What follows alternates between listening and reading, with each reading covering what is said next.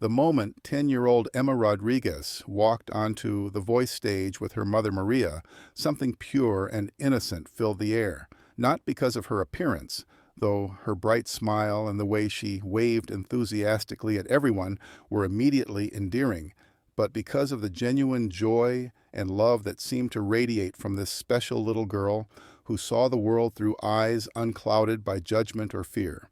What nobody in that studio was prepared for was a simple, heartbreaking question that would reduce Blake Shelton to tears and remind everyone what true acceptance really means. Subscribe now, because what happens next will change the way you see differences and show you the incredible wisdom that can come from the most innocent hearts. Emma had been born with Down syndrome, a genetic condition that gave her distinctive facial features and mild intellectual disabilities, but also blessed her with an unusually loving and joyful personality. While other children her age were sometimes shy or anxious, Emma approached the world with open arms and an infectious happiness that touched everyone she met. Maria had raised Emma as a single mother since her husband left when Emma was diagnosed shortly after birth. "I can't handle a disabled child," he had said, walking away from the greatest blessing he would ever receive. Maria had been devastated at first, but Emma quickly proved that Down syndrome wasn't a limitation, it was just a different way of experiencing the world. Emma loved music more than anything else. She would dance around their small apartment in Los Angeles, singing along to country music with perfect pitch and surprising, emotional understanding. Her voice was clear and sweet, carrying melodies with a natural rhythm that amazed everyone who heard her. The suggestion to audition for The Voice had come from Emma's music teacher at her special education program. "Emma has something special," she had told Maria. "Her voice is beautiful, but more than that, she sings with such pure emotion. I think the world needs to hear her." Maria had been hesitant at first. Emma was used to being around other children with special needs, but The Voice would expose her to a much larger, potentially judgmental world. What if people stared? What if they were cruel? What if Emma realized she was different in ways that made her sad? But Emma herself had been excited about the idea. "Mama, I want to sing for the TV people," she had said with her characteristic enthusiasm. "I want to make everyone happy with my songs." Standing on the Voice stage now, Emma looked out at the massive studio audience with wonder and excitement rather than fear. She wore her favorite purple dress that made her feel like a princess, and she had insisted on wearing the small silver cross necklace that her grandmother had given her for her first communion. Blake Shelton, Kelly Clarkson, John Legend, and Niall Horan sat in their red chairs with their backs turned, ready to judge Emma solely on her vocal ability. None of them knew about her Down syndrome or the journey she and her mother had taken to reach this moment. Emma stepped up to the microphone, looked back at her mother, who was standing in the wings with tears of pride already forming in her eyes, and began to sing "What a Wonderful World" by Louis Armstrong. From the very first note, something magical happened in that studio. Emma's voice was pure and sweet, but more than technical ability, it carried an emotional sincerity that seemed to come from the deepest part of her soul. When she sang about seeing trees of green and skies of blue, you could hear that she truly saw the beauty in everything around her. Blake's hand moved toward his button almost immediately, not just because of Emma's voice, but because of the genuine joy and love that came through in every word she sang. Kelly was smiling widely, clearly moved by the performance. John was nodding along to the rhythm, and Niall was completely captivated by Emma's natural musicality. The audience was mesmerized. Emma didn't just sing the song, she lived it, expressing a pure appreciation for the world's beauty that most adults had forgotten how to feel. All four coaches hit their buttons during the chorus, turning around to see who belonged to this incredibly heartfelt voice.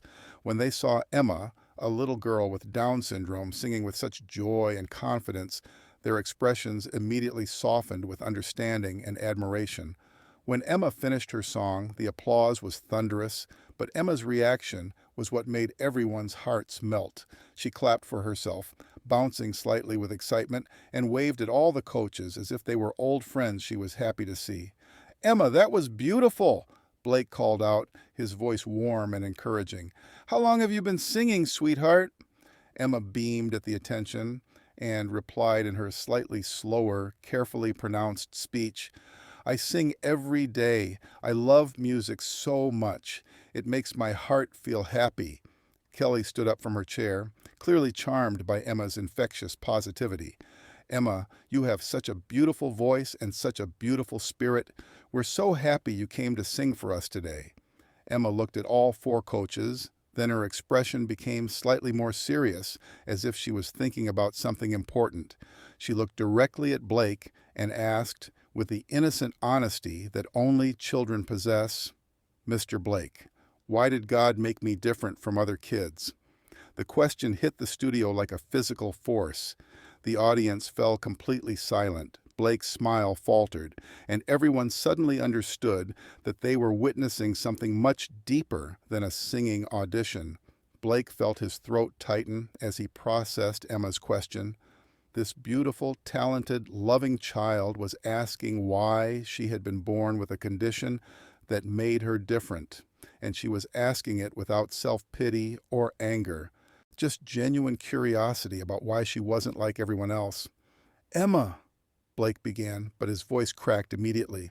He couldn't stay in his chair for this conversation.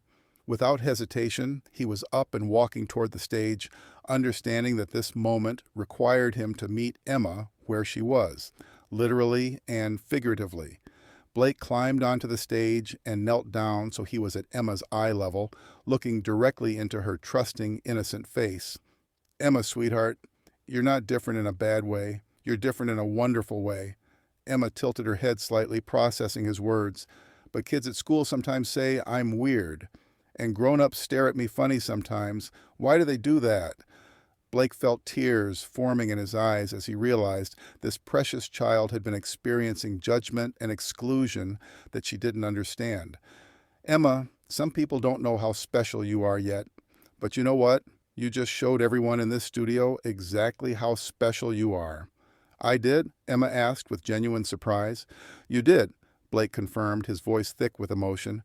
"Emma, when you sing, you don't just make music. You make people feel happy. You make them remember what's good in the world. That's not weird.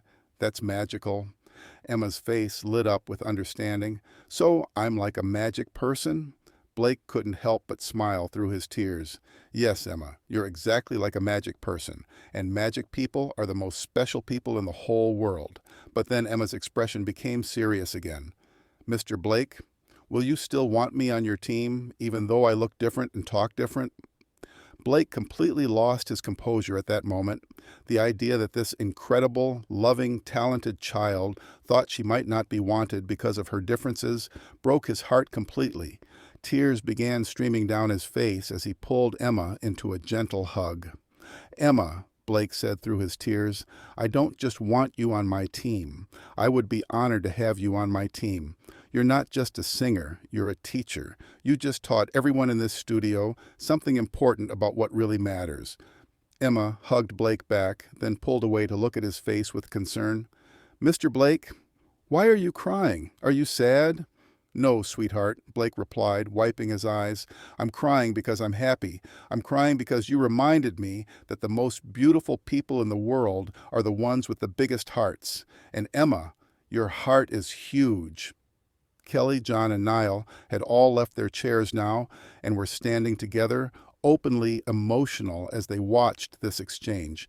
The audience was completely silent, except for the sounds of people crying as they witnessed this moment of pure acceptance and love. "Emma," Kelly called out softly, "we all want you, but Blake is right. You're not just special because of your voice. You're special because of who you are." Emma looked around at all the coaches, then back at Blake. "So, being different is okay?" "Being different isn't just okay," Blake replied firmly. "Being different is what makes you perfect. Emma, God made you exactly the way you're supposed to be, and anyone who can't see how wonderful you are just hasn't learned how to recognize magic when they see it." Emma's face broke into the biggest smile anyone in the studio had ever seen. "I choose you, Mr. Blake. I want to be on Team Blake." The applause that followed was unlike anything the voice had ever experienced. It wasn't just appreciation for a performance, it was celebration of acceptance, of love, overcoming ignorance, of a little girl who had just learned that being different was something to be proud of rather than ashamed of. As confetti fell around them, Blake stood up and took Emma's hand, raising it in the air. "Ladies and gentlemen, Emma Rodriguez, Team Blake!"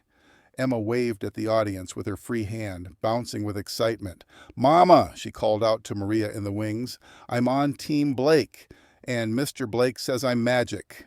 The segment became one of the most watched and shared moments in voice history, sparking conversations about acceptance, inclusion, and the beauty of neurodiversity. Emma's simple question had opened hearts and minds across the country. Blake later said that Emma changed his entire understanding of what it means to be different. "Emma taught me that what makes someone different is often what makes them extraordinary." She doesn't see barriers, she sees possibilities, she doesn't see limitations, she sees love. Emma's appearance inspired new, inclusive programs at schools across the country and led to increased awareness and acceptance of individuals with Down syndrome and other developmental differences, because sometimes the most profound questions come from the most innocent hearts. Sometimes it takes a child to remind adults what really matters, and sometimes a little girl asking why she's different can teach an entire world that different isn't less than, it's just another beautiful way to be human. If you enjoyed this story, please check out the next amazing story that will appear on your screen and subscribe to stay updated with more incredible moments like this.